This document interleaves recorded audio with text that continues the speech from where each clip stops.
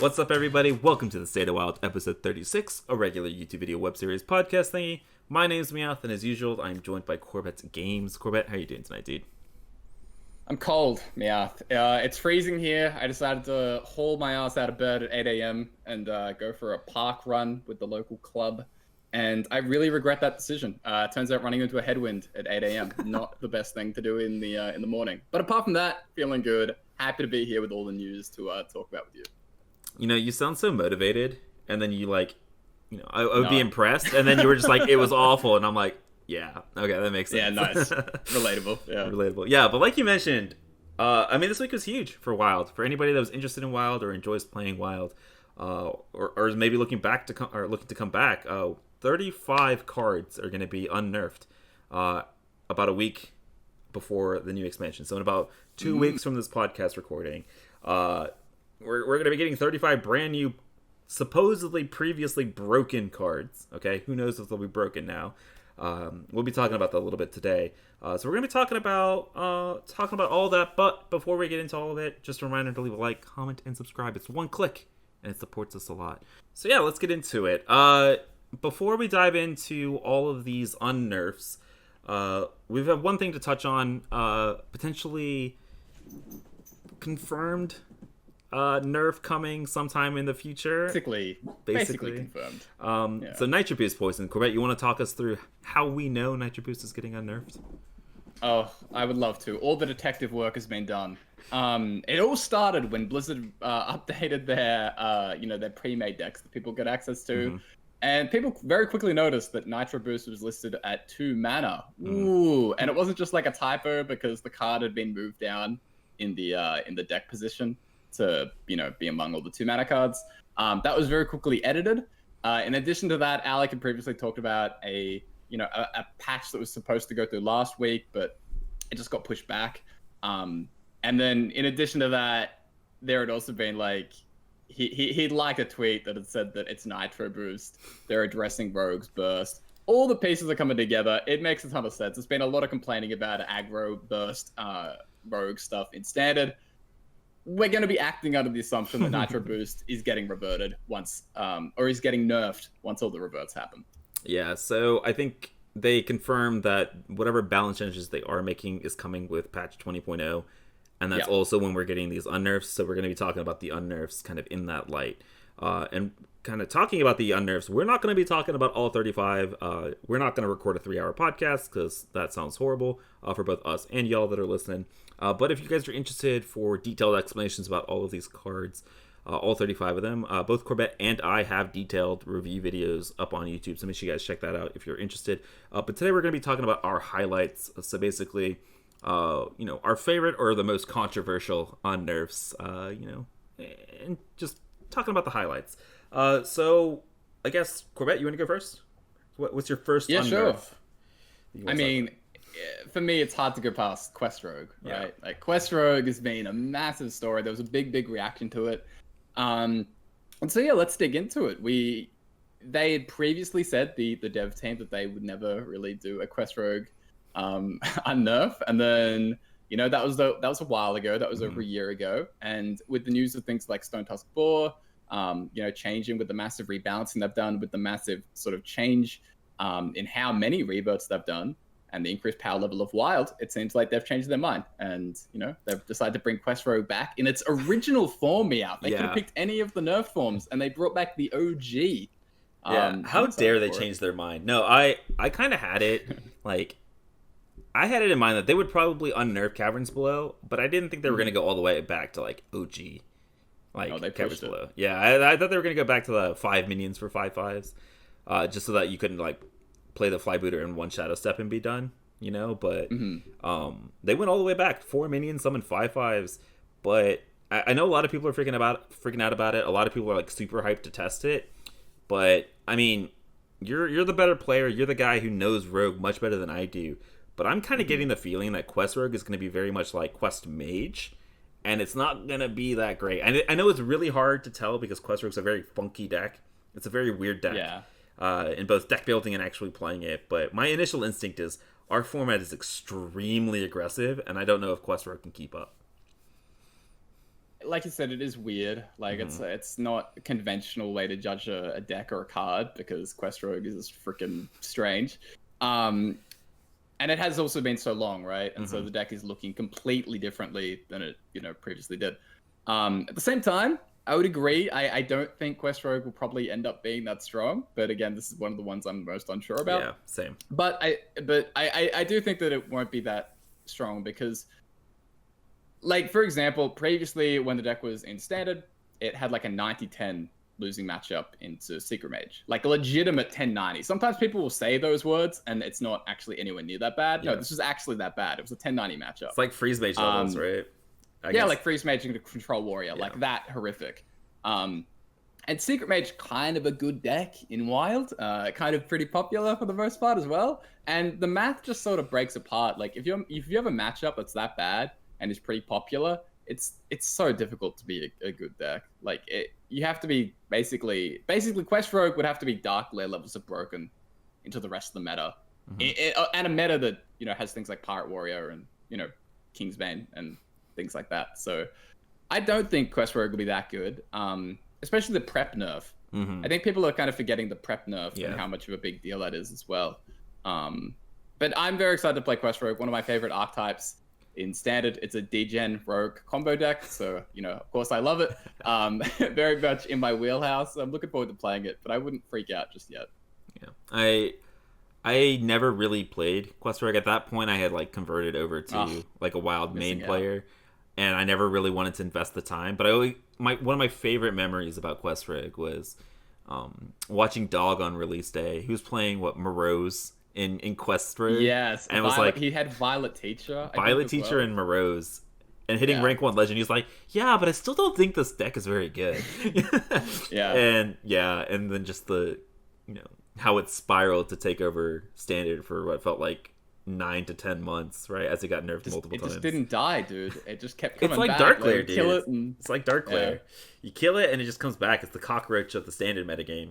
Well, Dark Lair's the cockroach of our format, but we'll see. Yeah, I agree though. I think Quest Rogue we have to play it, right? And I think you have to wait for the meta to settle a little bit before we can make any claims about Quest Rogue. But yeah, I am excited though. Like I said this in my video that I did earlier this week, where I'm not a fan of the play style of Quest Rogue. Like I am not one of those people who hate I don't like playing against solitaire decks, right? And Quest Rogue kind of feels like that. But I love the fact that it is a deck because it's so unique. And so I'm very glad that it's back in some sort of form in our format at least. All right, so now I'll go for maybe the card that I'm the most hype about. Saturday Night Chain Gang, dude. This no longer can go on. It's been unnerfed. I'm just really excited about this because Handbuff Paladin, I know we've talked about Handbuff Paladin a ton over the past like 2 or 3 weeks because you're getting... those 2 new legendaries as well, and Saturday Night Chain Gang plus like Broomstick.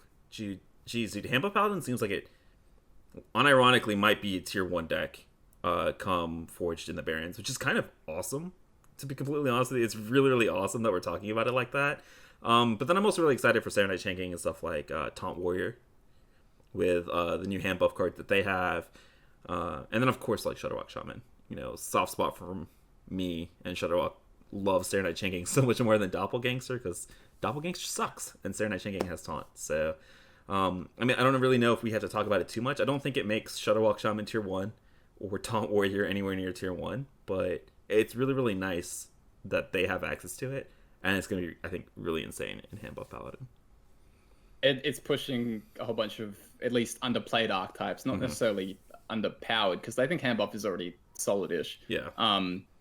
But yeah, it is pushing like all these underplayed things, which is cool. Like that's kind of exactly what you want from a Revert, right? You want to be able to pump up these more fringe archetypes. So very excited to play Saronite in a whole bunch of those decks. And speaking of fringe archetypes, Dragoncaster and Dragon Queen Alexstrasza also getting reverts. So Dragoncaster going from 7 to 6, and Dragon Queen Alexstrasza going back to giving you 0-cost dragons. And I am sick. I am so happy for this, dude. Yeah. Anybody that knows either of us knows that we absolutely adore LPG Mage, and oh, dude, I'm so I don't even care if the deck sucks, okay? Which it might, and it probably will, but dude, I'm so excited to have them back, and it's gonna be so fun. And Dragon Queen Alexstrasza with the new dragons, and now that you have Potion of Illusion as well, oh, like the value is already, oh, I can imagine it. It's beautiful. I'm so excited. Yeah, it's just imagining with things like the new Alex, right? Yeah. Like the new big dragons that we get. I don't know. LPG is probably my top 25 favorite decks ever. Like I really enjoyed that deck. Oh my gosh. Well, there's been a lot of decks that I've liked over the years. I've been playing for a long time, Meow. Come on, that's a good list. But yeah, it is one of my favorites. And so I love I love dragons in general. I got that little like Kibler in me where I always wanted to play dragons in like things like Yu-Gi-Oh as well. And so I'm kind of excited to play that. I kind of want to play Dragon Priest a little bit as well. Like I want to play Reno. I want to play dragons in my Reno Priest deck sometime. So I like that I get DQA for that.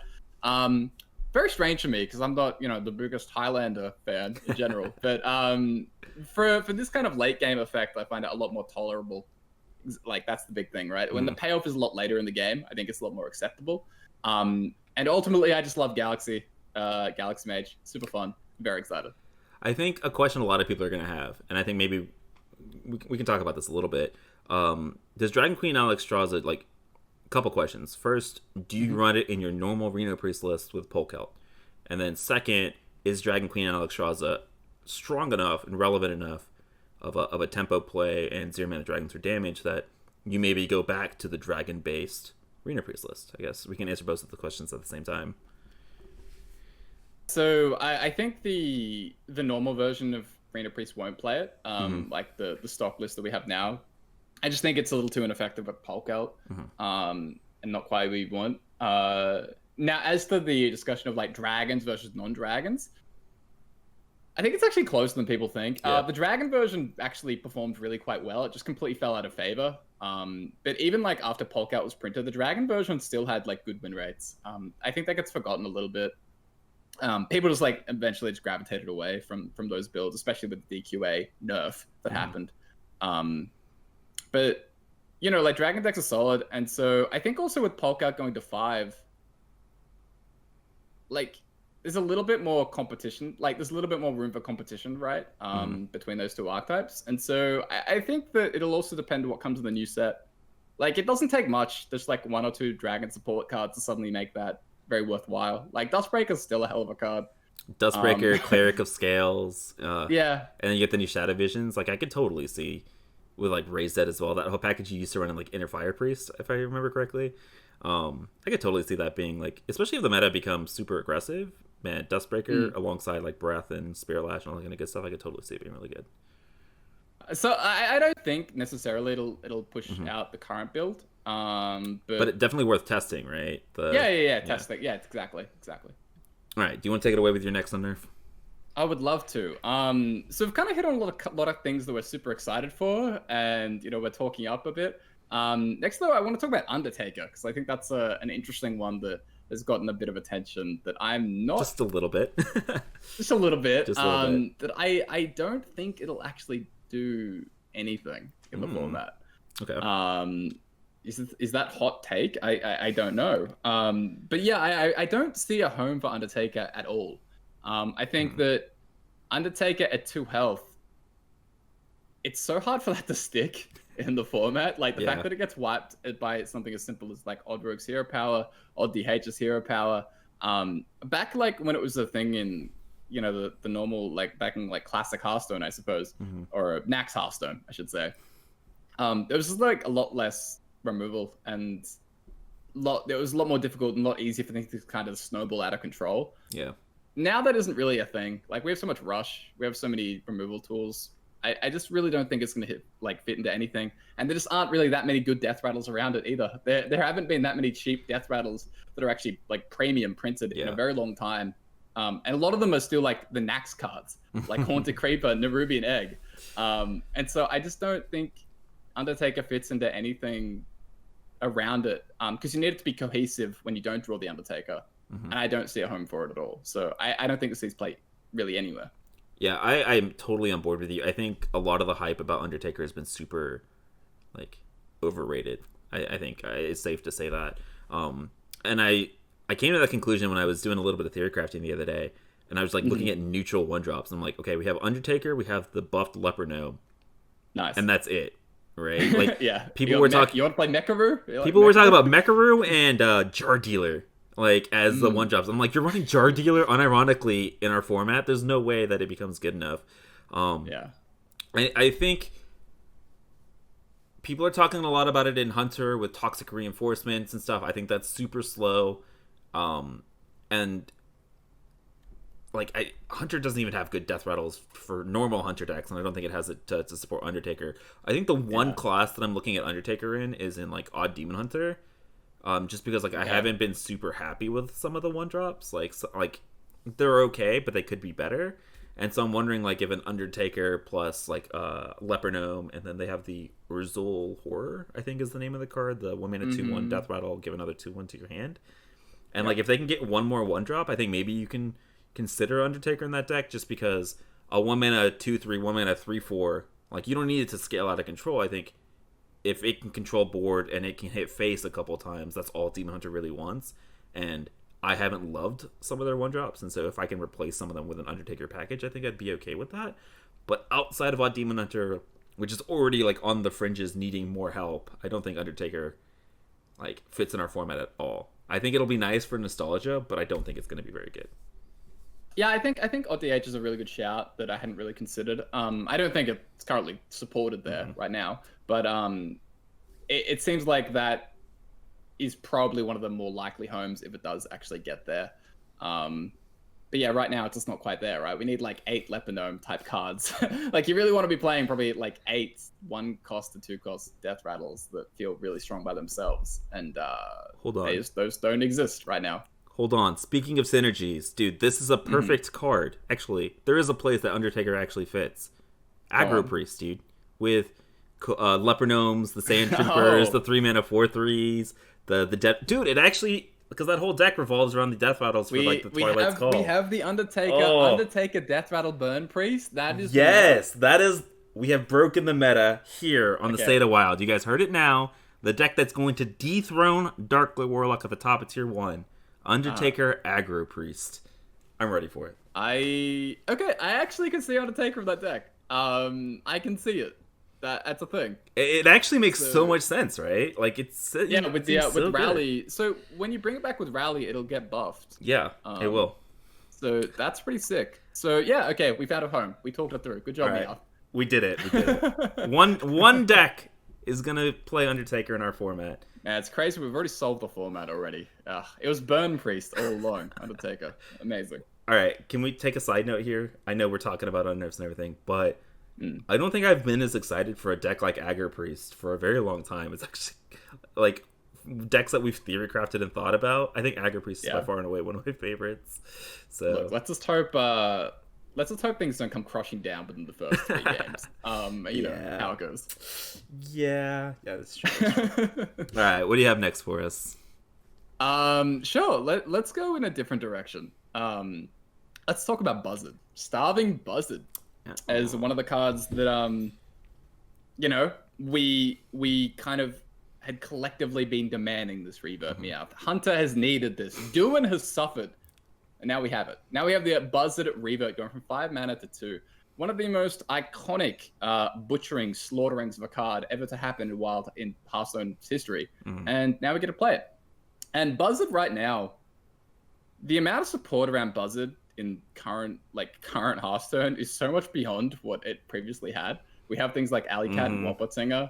And 1 mana draw 2, by the way. 1 mana draw 2. Yeah, it's actually insane. The fact that you can drop like Buzzard for 2 mana and then like drop a double Alley Cat, draw 4 cards. It's honestly just crazy. So I think Buzzard is the type of card that can form the centerpiece around a class. Like, that's the card that you can realistically build around for a long time in Wild. It's something like a Risky Skipper in Warrior, for example. And so very happy to see it. And at the same time, don't know if it actually does a ton in terms of pushing a really strong Hunter deck, but I'm very excited to try it and try to hold a bunch of different shells, whether that's like a Beast Highlander Hunter, like this is basically a Voracious Reader in maybe a more Beast-centric aggro Highlander Hunter, or a a Spellstone Secret Hunter with, a small beast pack, which is like Hyena, Alley Cat, Crackling, things like that, or even just like the full-on Master's Call deck. I'm really excited to take this in a whole bunch of different directions. So very, very happy that we got Buzzard back in 2021. You built it up so high, and then that was like the biggest but. Like yeah. No, I agree 100%. Looking at someone like the Hunter ideas, like none of those lists look like they're gonna be meta breakers that are gonna like they look insane. But the synergy with Buzzard, with Wolpertinger, Alley Cats, like the new 1/3 that's coming from Forged in the Barrens, the Spring Paw, all these kind of cards, like it's an insane draw engine, whether it's in Beast Hunter or whatever. Like you talked about a bunch of decks, and I think it has Risky Skipper potential, but like the thing is Risky Skipper also goes alongside Barov and these Brutes and Battle Rage. Hunter just has the Buzzard, right? And you can maybe consider Alley Cats and Wolpertingers as part of that. It doesn't have the rest of the puzzle, but it is a very, very strong piece of the puzzle. And Hunter just needs like 3 or 4 more pieces, and then Hunter goes from being, basement dwellers to like an actual legitimate class in our format.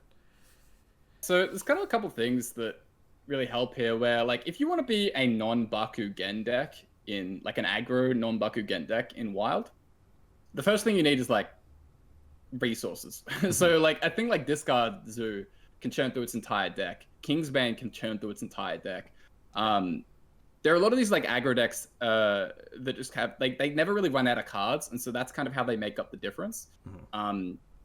And the fact that we do have that piece now with Buzzard is this huge value generation. Like you can even save this until turn 5 or 6, and maybe you can draw like 6 cards. It's mental. Now we just need to work on the other piece of the puzzle, which is like tempo. Yeah. Just like how do we actually fight the board and put on enough pressure early enough? Yeah. That it's not really an issue. Now that is very hard for non-weapon classes, because weapons are like the most efficient form of tempo in Hearthstone. Basically, like they're all basically under costed for what they can do. And it's why things like Rogue and Pirate Warrior have been, just like such long lasting, like aggressive like classes, and have been effective and Wild. And so Hunter just needs more mana cheating in the early game, but we have the draw Meowth, we have the engine, and now we just need something to make it go. Yeah, I think the closest thing we have to mana cheating is like the Scientist plus Petting Zoo. So that's probably I think would be the most promising shell. Like if I was to say right now what the best Hunter deck would be in a month and a half, 2 months, my bet would be on Secret, because that's the most mana cheating that Hunter can do. Yeah, and you like still a get hybrid, to run that. Yeah, like a hybrid Secret Beast Hunter. Yeah. So that's what I put my money on for sure. Yeah, I really like the idea of things like Corridor Creeper though as well. Yeah, that kind of mitigates some of the weakness, right? If you can make lots and lots of tokens penguin? and Snow Flipper Penguin, like if you're running all these like super zero cost cards, maybe that's how you try and deal with it, maybe, and you just don't run out of cards. Like if you're playing Creeper for 0, you're drawing a card from it. That's pretty sick. Yeah, that's true. All right, so let's talk next. We've got a whole suite of cards being unnerfed for Shaman. We're getting the 2 Invokes plus Dragon's Back getting unnerfed. So Galakron Shaman, I don't want to say back because it was never really here. It never really arrived in our format because it was nerfed before it got the chance. Silly standard players always ruining everything. But that whole shell was an extremely strong anti-aggressive shell, right? Those 2 ones with Rush, I think a lot of people underrate how powerful they are, and I think Invocation of Frost is absolutely insane. I mean, it's Glacial Shard with Rush, right? And Glacial Shard is kind of taken over as like the tech card flavor of the month. But I'm turning into you with the big but after talking up these Shaman Galakron cards. But I think the big thing is it's very similar in my eyes to something like Even Shaman, where it's a deck that's going to play very, very well against other aggressive decks, but just doesn't have like a win con against something like Priest or Warlock. I think Galakron Shaman has a little bit more late game because you get Galakron plus Shudderwalk, and you give up a little bit of that snowbally sort of ability with Splitting Axe and these totems. But like, I'm just talking about like Big Priest and Reno Priest. Like that's not good enough, which is kind of insane most of the time. And so I foresee it just being like another shell of Even Shaman. And this is just me theory crafting, but like maybe you shove it into some other shells, like with the Quest and Jades, or you shove it in. I know Mogu Flesh Shaper is not on the list, and maybe we'll talk about that a little bit later, but maybe an Evolved Shaman with Galakron is still good enough in the format. I'm not sure. But my instinct and my reaction to these Galakron cards is like, yeah, they're nice. The deck is still not going to be that good, though. What do you think about that?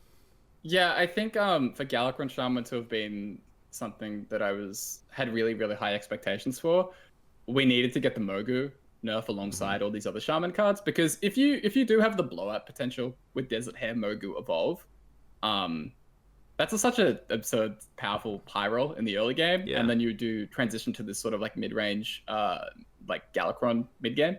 And so the fact that we didn't get the Mogu is sort of very limiting for the deck, because that was such a powerful card.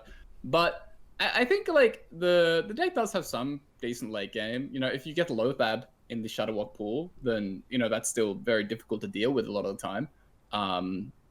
After you go like Galakron, then a couple turns later you Shutterwalk, and we do have Saronite now. Whereas previously we had Doppelgangster when this was originally in the format, and so Saronite makes that feel a little bit better. But yeah, overall, I'm very excited to try and take this into the direction that Standard eventually took, which was with like Frog and Zentimo. Things like that should be very fun. And yeah, overall though, I don't expect Galakron Shaman to be too amazing. Probably at a similar power level to what we've seen from Galakron Warrior, where it's okay but not amazing. Emphasis on the scene for something we'll talk about later as well, but because I think Galakron Warrior getting some nice buffs with Sign of Ruin. But I think Shaman Galakron, it's exciting for people that like Shaman, because Shaman's been kind of AFK in the metagame for what feels like the past year. And so they're just kind of excited. I feel like a lot of talk has just been like, I'm excited to try playing Shaman again because I haven't played Shaman in over a year. It's pretty funny where we've kind of known that they were going to do the Galakron Shaman Reverts for a year. Like it legitimately feels like a year where we just kind of thought that this is going to happen. Yeah. And now it's finally here. It's like, all right, cool. Looking forward to trying that. Not too bad. Something I think a lot of people might not have been expecting. Call to Arms, right? Call to Arms at 4 mana. This is how it was originally released. It dominated our format. It became Paladin Stone for a very, very long time when Call to Arms was at 4 mana. And so a lot of people, including Corbett over here, thought we were going to be crazy calling for a Call to Arms on Nerf. But it's here now. Corbett, are we crazy for looking forward to this? Yeah, I really did change my position on Call to Arms over the past like couple months. It just sort of settled into my brain, like what we were doing in the format, and so Call to Arms felt a lot more acceptable.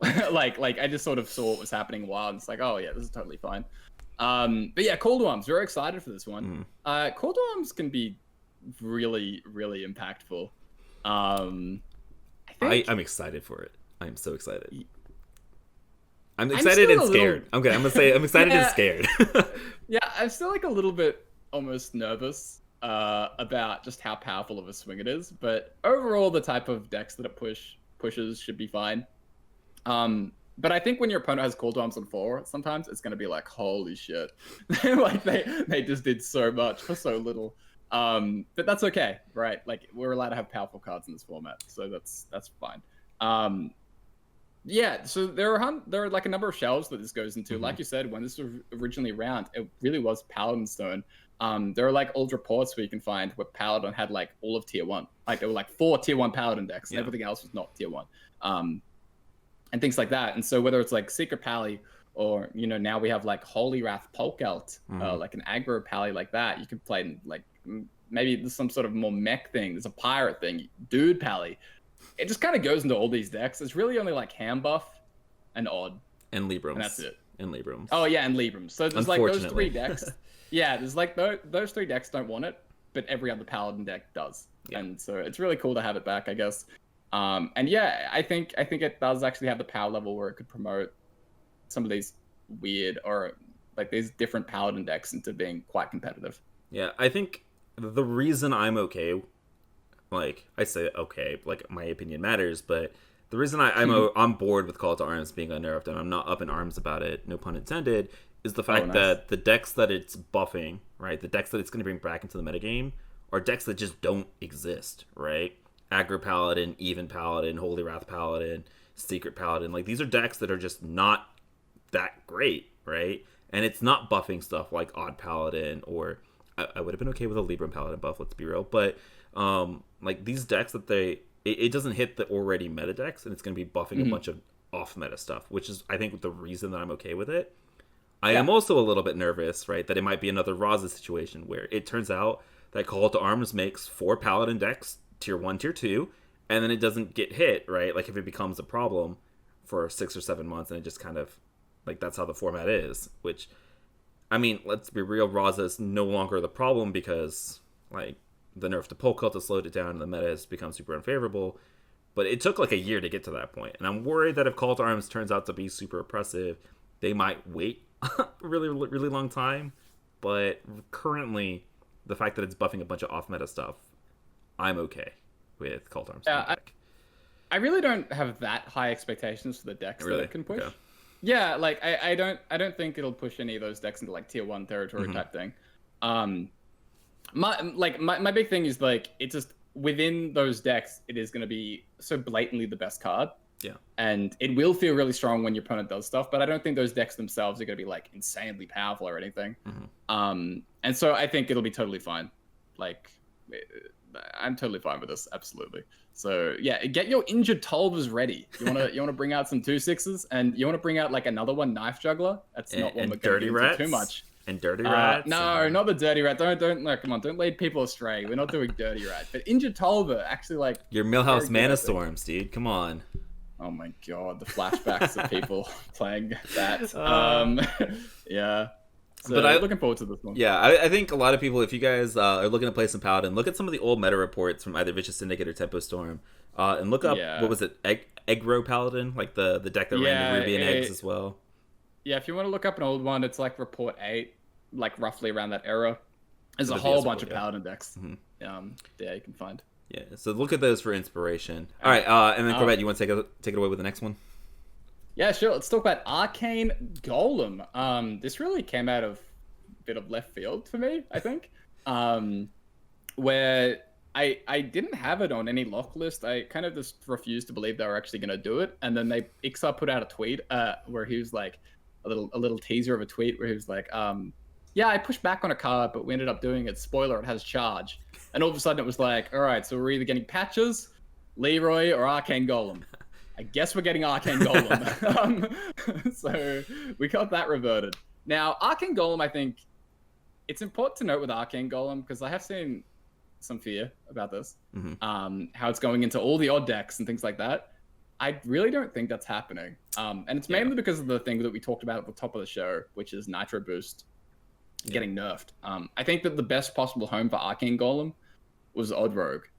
And now with Nitro Boost, we're assuming that it's happening. That nerf is going to 2 mana. That's obviously can't be played in Odd Rogue. Yeah. And I think overall, like the fact that it can't be played out on curve or anything, it can only be played, when you have a lethal situation. We already have a card Leroy like that. And so it's got tough competition for that role. I think funnily enough, the one deck that I can really see Arcane Golem going in is Dark Lair Warlock. Don't say it. No. Dark Lair Warlock. Yeah, Dark Lair Warlock. And the thing is, Dark Lair Warlock, you can make up the damage between this and Leroy very easily because of Pen Flinger, right? Like you give up the extra 2 mana and you can just weave in the extra 2 damage. But in other situations, Golem is so much better. So like in the Mirror, for example, it's turn 5. You can just like Arcane Golem double PO for 5 mana for 12 damage compared to 6 of a Leroy. And so that's really, really important. So it's kind of funny to me. You could also play it now with Zephyrus in the same deck. Some people have been testing with Zeph, and now you can go like Arcane Golem, PO, Zeph, Wind Fury, for a fair amount of damage from hand. Sounds horrible. So yeah, if you want to think about Dark Lair with like 24 damage from hand potentially, that's the thing to think about. But yeah, I don't see it in many other odd decks or other aggro decks. Maybe Odd Pally, because it's again, similar thing where it works better with Blessing of Might, but even Odd Pally might just go with Leroy because it's more damage at that stage of the game, and it tends to take games a little bit longer. But yeah, what do you think about Arcane Golem? I mean, my instinct was like you said, the odd rogues, the Kingsbanes, like they might want this just for the cheap Nitro boost, but that's getting nerfed, which makes me like a little bit. We're just gonna kind of ignore in all those decks. Like I don't think it fits in any of the other odd decks. I know a lot of people were talking about like the Undertaker, Leper Gnome, Arcane Golem, like Hunter package. Like those are all neutral cards, and if they are being taking advantage of better in another class that is already doing 100 things but better, then where does it fit? And then you said Darkler Warlock, and now I'm like, okay, we either don't unnerf Arcane Golem, or we hope that Arcane Golem is so broken in Darkler that they finally nerf it again. So imagine if that's what happened. They after all like the Darkler things and talk we've had, imagine if a month and a half from now they're like, guys, we're going to address the problem. We're reverting the Arcane Golem revert. Don't worry, we're taking care of it. I can already see that happening too. Oh god. But yeah, this is kind of why I'm surprised that they did Arcane Golem. Yeah. I don't think it goes into anything like Pirate Warrior. Like it can, like Pirate Warrior, for example, is a deck that just carries no dead cards in hand. Like you have to be able to play everything. A lot of times, Pirate Warrior, you just throw out the Leroy, even in like non-lethal situations. Yeah. Just because you need to like be mana efficient. And I think like Odd Rogue could handle holding a couple dead cards because it's an odd deck. And I had like passage and things like that. But again, like Odd Rogue doesn't even want it, I don't think, anymore because there's no Nitro boost. So Arcane Golem, Dark Layer buff feels good, man. Yeah, no, it does not feel good, man. My excitement for this card has gone down the drain with the Nitro boost poison, and then you talking about Dark Layer. No, thank you. Oh no. All right, another card that I kind of hate to see unnerfed. I think this one is. We're going to have a little bit of a discussion about this one. Bad Luck Albatross. Going back from 4 mana to 3. So it is a 3 mana 4/3, basically premium stats for its absolutely insane death rattle of shuffling 2 birds into your opponent's decks. So my opinion on this was like, I absolutely despised this unnerf. As somebody who plays Reno decks, as somebody who plays stuff like Shuffle Rogue and Libram Paladins and stuff like that, I absolutely despise this. But I think it's a good unnerf because it allows us to actually have some sort of check on Reno decks in the format. I don't know whether we need it or not in the current metagame, but the fact that Reno decks are going to be around for the foreseeable future, I think it's important that we have some way to attack on them. I would have been a lot more okay with the unnerf if the bird said draw a card on them, right? Like when you draw this, like you do a bomb or something like that. Oh, I see. So that way, because it already fucks up your tempo. Sorry for using the language. It already screws up your tempo so hard by drawing a 1/1 bird, right? And so it'll still screw up your Reno decks if you do that, but it'll screw up the decks like Shuffle Rogue or Libram Paladin or Pure Paladin so much less, I think is the big thing. But again, I hate this unnerf.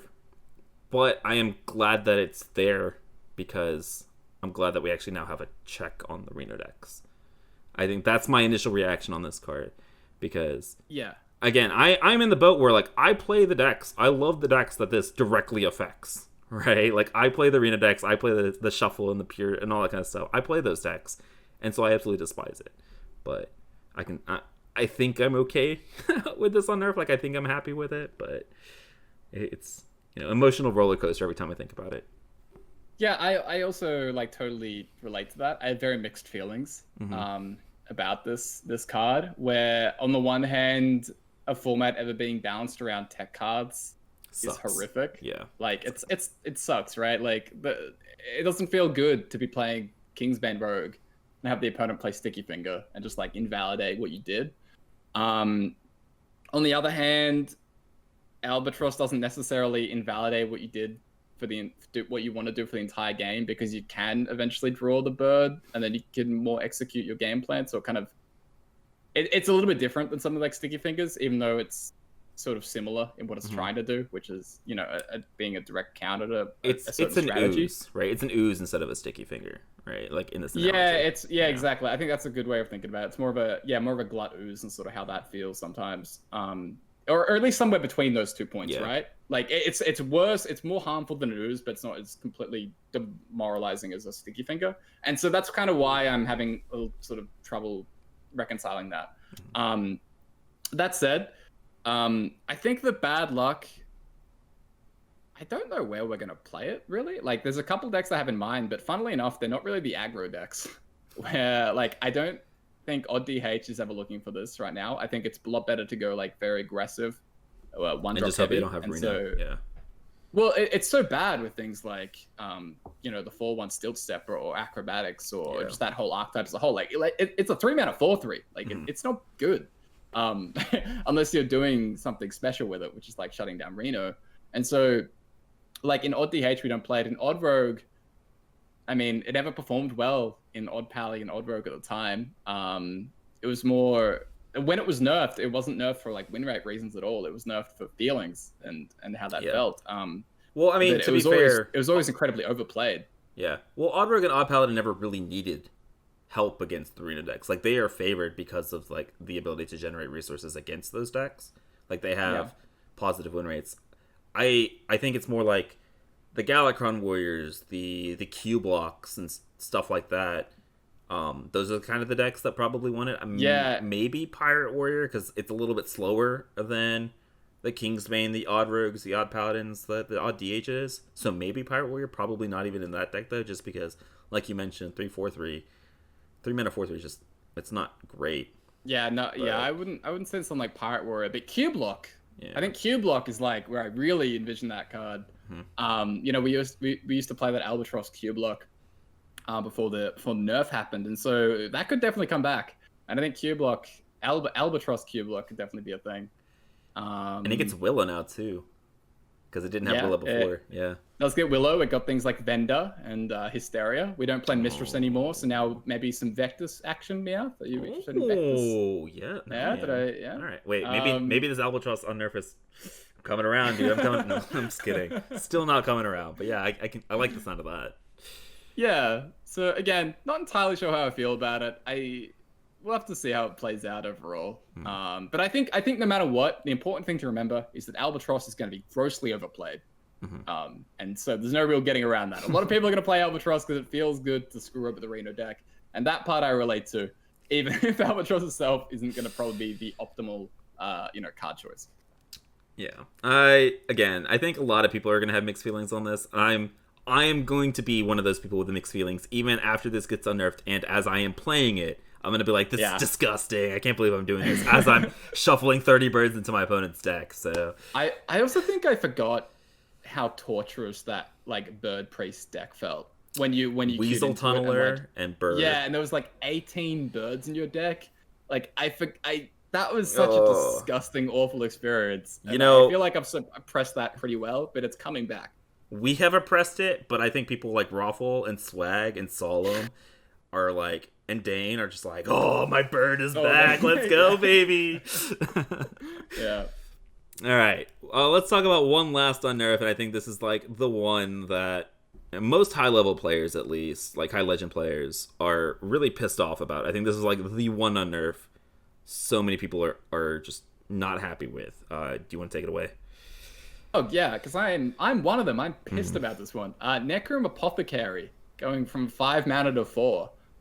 What are we doing?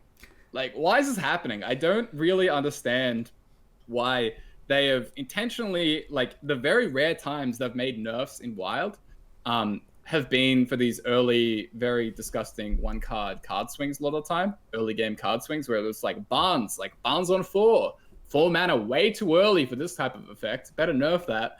Something like Blood Bloom, getting rid of that for the Darkest Hour swing. And so what did they decide to do? They decided to bring back Apothecary. A great card, which, you can play the Necrium weapon, swing with that on 3. You get the Apothecary down on 4, and great. You just cheated out like a Scrapyard, like a 7/7 Taunt, in addition to a 4 mana card that on Death Rattle also summons a 7/7 Taunt. I don't know what we're doing here. Like, why are we promoting big mana cheat decks in the format when they've intentionally pushed away from that and players have typically despised it completely? I don't really understand. So when this card was originally around, people actually played it in like aggro decks. So it wasn't just like you played this in Big Rogue. No, we actually played this in aggro decks as like just a high roll package. And it was filthy.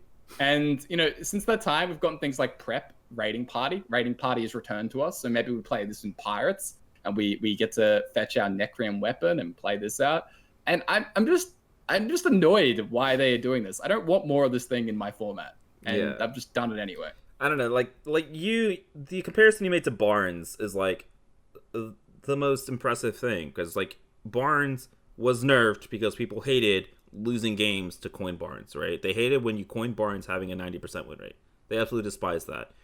Apothecary is like Barnes, except you get 2 of them in a deck with a ton more draw, right? So it's so much more consistent to do the 90% win rate play early in the game. And the fact that it goes directly against the thing that they have said, the only time we are going to intervene in this format is to stop these super early game swings. And then they go and purposely give us these early game swings, I think is the part that pisses a lot of people off, both of us included. Yeah, additionally, I don't understand, even some of the ones that they didn't revert, whether it's like Mogu. Oh no, we can't have like evolving 8-drops coming out on turn 4 with Mogu. Couldn't do that. We can't do Possessed Lackey, you know, that can't go to 5 mana. Can't buff that from 6. But Necreum to 4, good to go. Let's do that. I don't understand why that's happening. Like they chose not to make these other reverts for these other very similar cards, which I agree with those similar. Yeah, exactly. Which I agree that those it's fine to not revert Mogu.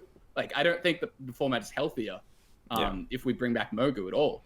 And that's what makes me so confused, because I agree with that choice, and yet at the same time they're like, Necreum, let's do it. And so like these Necreum decks are gonna be the best decks in the format. I don't know. But I don't care, because like it's not fun to lose to these sort of like, even the Deathwing high roll is disgusting, and it's such a non-game. Where if you play the Deathwing deck as like Deathwing Dragonlord is your only dragon with a death rattle, and then you play all these other dragon cards, and like you get Apothecary out of 4, and you summon 50 mana worth of stuff on turn 4. That's just a really shitty experience, and I don't get it. It's annoying. I mean, again, I don't know if the deck itself, like the Apothecary decks, are going to be that good. Yeah. But the card itself and the swing that it has is filthy. It's the same thing that I talked about on Twitter a lot when, the Bluegill nerf came up, and why I was actually really happy about Bluegill being changed. Because, Prismatic lens into like turn 4, turn 5 OTK is not the type of experience that I like very much. And it's a very similar one to Apothecary. And so for me personally, this isn't what I want. Memes are fun. Like, I think for a lot of people, these like meme high rolls are fun until they get good. And then once they get good, all of a sudden they're the worst thing in the universe. And it's like, it's the same experience. You could have seen this one coming, right? Yeah? Yeah. So, whatever. I mean, overall, I would say I'm very pleased with the reverts. I think this is all very well within what we were expecting. This is the really big curveball, I would say. And I'm not only surprised that they did it, but I'm just a little disappointed that they did it. Yeah. I think it's safe to say 34 out of the 35 we were very happy with, and I'm glad that they did it, and the format's probably going to be at a better place because of it. And then there's Apothecary. I think this was like the one miss, right? They swung 35 times, and this is the one time that they missed. And hopefully it's okay. Hopefully it's fine. Like, hopefully it's not that popular. Hopefully we're complaining about nothing, and we're gonna be we're the salty old men complaining about everything fun. But I think just having a little bit of hesitation about this card is safe. But so those are kind of the highlights for us. Or I say highlights as we just finished talking about Apothecary. But yeah, I mean, the most noteworthy. Yeah, for sure. But yeah, so let's talk about some of the reverts that maybe we were expecting or that we wanted that they didn't do, right? So what reverts were missed, for the lack of a better word? I know we talked a little bit about Mogu and Possessed Lackey a little bit, but I think I can go ahead and start off. I think the one that a lot of people wanted back for Inner Fire Priest, yes, we got Power Word Shield back, but we didn't get extra arms to go along with it. And I think they, given us both, might have been a little bit too much for Inner Fire Priest, but I would have loved to at least have it back because the deck itself doesn't see a ton of play. So I mean, I'm one of the biggest Fire Priest simps Yeah. in in all of Hearthstone. But at the same time, I get it. I didn't actually think this is that viable of a candidate because I feel like the nerfs, the reverts overall, are largely targeted at like nostalgia and largely cards that were currently rotating. And so I didn't think they'd do Galaxy. They didn't do Galaxy. I didn't really think they would do Arms, and then they didn't do Arms. I think in terms of power level, it probably would have been perfectly fine. Like if you think about it, things on a bigger scope, like coin Radiant into double Arms and making a 6/7 on 2, pretty good. And Fire Priest was a really elite deck, like a tier 1 deck when it had access to extra Arms. And a very, very fun deck for me personally. But I think it's understandable them not doing this, and it's a little bit of a bummer. Like I think the format, like I think I would have had a great time with extra Arms if it got reverted, but I didn't expect it to happen anyway. So it is what it is. Any more misses for you alongside? There aren't too many misses. Yeah, there aren't really too many misses that I thought were that realistic. Some we might mention though, that had been floated out, I guess, is like Small Time Buccaneer. That was one can you that imagine that done. with Unnerfs Nitro Poison? Oh god. Yeah, they could have done the Buck, and I'm happy they didn't do that one. They could have gone more extreme with things like Patches and Creeper, even like partial reverts, like maybe they gave Patches Rush or something, or maybe they gave Creeper, made it a 3/5. Or they could have done something else, but those weren't touched either. And I guess like Dark Pact is probably the other big one, because Warlock didn't really get any reverts, right? It got one. It got the Fiendish Rites. Yeah. And so I'm happy that I didn't do Dark Pact even as a partial revert, because I think it could have been quite filthy in Dark-Lair Warlock. And Dark-Lair Warlock doesn't literally need ruining a ton of everything. buffs. Yeah, Dark-Lair Warlock ruins everything. Even in like every Warlock. Like every Warlock, like a Dark Pack that heals 6 is probably really good. And if they had done 8, that would have been mental. And so I'm happy that they left this one alone. For sure. I think the fact that we got 35 meant that they hit most of the big things, right? The things that people wanted. So many. So many. Last time we got 5, right? Yeah. Like, this is insane. 6. Oh, 6. Okay. Yeah. But this, I mean, again, I don't think that they missed anything. I think the one of the list that we talked about, I would have liked to see extra Arms, because I'm just a big fan of like bringing back the decks that nobody plays or like aren't playing now. Even if they make them like tier 1, tier 2 decks, the more decks that are in the metagame, the better. And so I'm a big fan of that. That's like the one, like if we could have replaced Necromancer Apothecary with extra Arms, I think this would have been like perfect. But but also, sorry for the guys listening. If you can hear my dog whining, she just wants to play a little bit. I apologize about that. Oh, come on. No one's going to complain about hearing that. Come on. Pet the Nox, right? But yeah, so we've talked about all of these reverts. They're coming in 2 weeks. So now we're going to do the thing that I always complain about people doing in my chat, but we have to do it for the content. Let's make predictions on what we think the WoW meta is going to look like. We're getting all of these Unnerfs. Do you think that we've got some new tier 1, tier 2 decks on our hands with some of these reverts? It's actually quite funny. I think the most impactful thing by far that we've talked about is Nitro Boost, where I think like Nitro Boost coming in the same patch will probably shake things up in a more dramatic way than any particular revert. So with that in mind, I guess like Odd Rogue kind of goes away a little bit. Kingsbane probably is still around, but has a pretty significant dip in play rate. I think people are going to be very excited to try Quest Rogue. Like, I think, because the thing is, like, we have like a 1 week period, right? It's 1 week between when this happens and when like the expansion comes around. So it's not about what's optimal. It's not about like refining the decks. It's about just jamming what you like and experimenting and having fun with it. Like, that's what the format is hopefully gonna be like, and so I expect to see a lot of Quest Rogue. I expect to see a lot of people trying Hunter decks with Buzzard. I expect a lot of Call to Arms and maybe some like Dragon Galakron stuff. But yeah, in terms of like pushing the new best decks, I think Handbuff Paladin is probably the big one to keep an eye on. I agree. Handbuff Paladin for sure. I think speaking of decks that I'm going to be playing, I think I'm going to enjoy my 1 week of Odd Shaman with Spirit Claws. Oh yeah, gonna give it a send off. Yeah, Yes. give it a good farewell. And like I talked about it a little bit, but like Flame Tongue, we didn't talk about it much on our show today, but Flame Tongue Totem in Even Shaman is gonna be really nice. And then I'm just gonna be jamming so much LPG Mage. Like I think that's the deck that I'm most excited about. Yeah. I don't even think it's gonna be like a great deck because the metagame doesn't look like it's gonna suit it super well. Like if Big Priest and Darkly Warlock stay popular, like it in Seeker Mage, it's just not good into those decks. But dude, 6-mana Dragoncaster and Dragon Queen, like I don't even care if I'm like ranked 3000 Legend. I'm gonna be having so much fun with those with those two cards. And then we didn't talk about this much today, but Scion of Ruin going back to 3. I shit on Galakron Warrior all the time because I just don't think it's that good of a deck. But 3-mana Scion of Ruin might actually make it a good deck. I'm excited to see. I know NHL fan hit rank 1 Legend with Galakron Warrior way back when it was originally released with like the Dragon Breeder Barista just like play 20 Scion of Ruins in a game style of Galakron Warrior, and so maybe that comes back.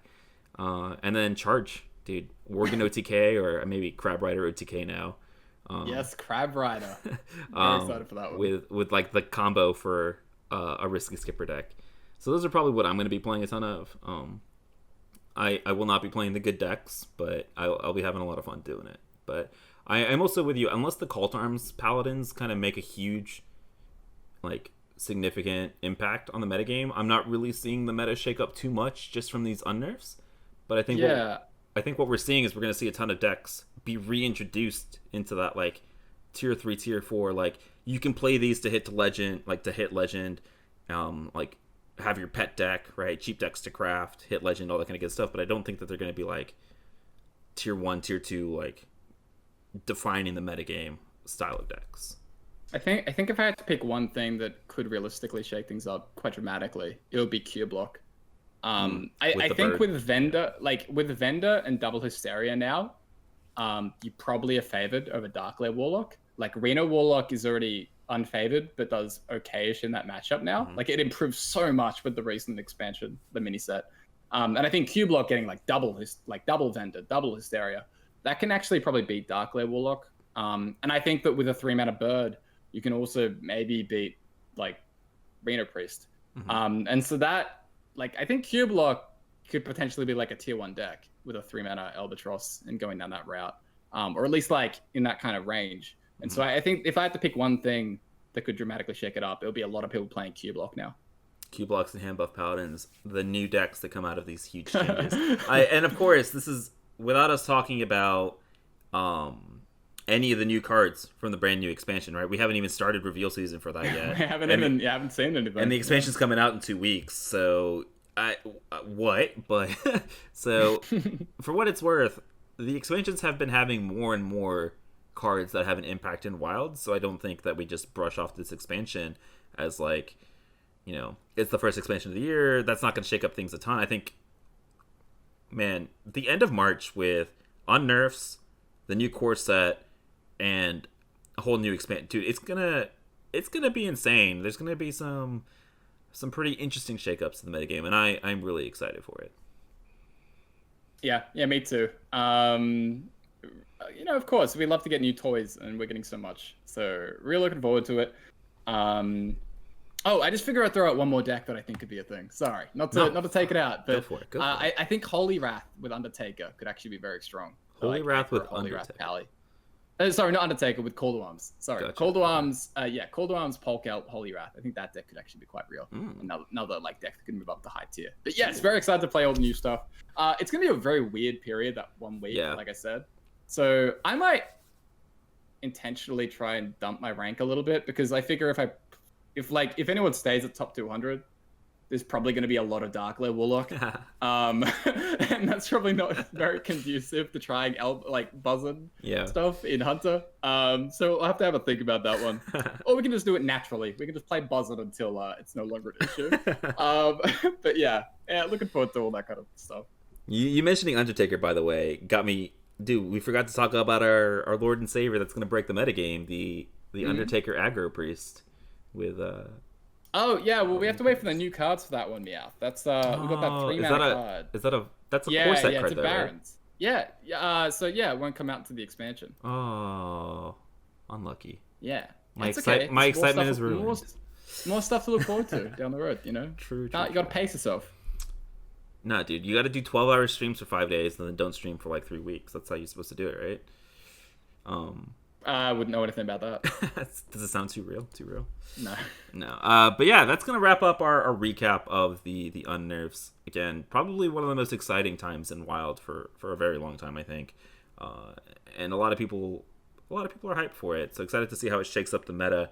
And of course, we're going to be covering the shifts in the meta here on this podcast, The State of Wild. So make sure you guys tune in every Sunday for new episodes. And if you want to listen on the go, make sure you guys check us out. Spotify, YouTube, Apple Podcasts, all that kind of good stuff. If you want to check us out on the go. And Corbett, thank you again for joining me for an awesome conversation. Let the people know where they can find you. Guys, you can find me at Corbettgames. It's Corbettgames on Twitch, Twitter, YouTube, all the good stuff. So, come hang out, come check out more of my content. And thank you again for listening. And you guys can find me on Twitch, Twitter, YouTube, all that kind of good stuff at Get Meowth. You guys know where to find me. We appreciate all of you guys for watching. We hope you guys are looking forward to the Unnerfs as much as we are.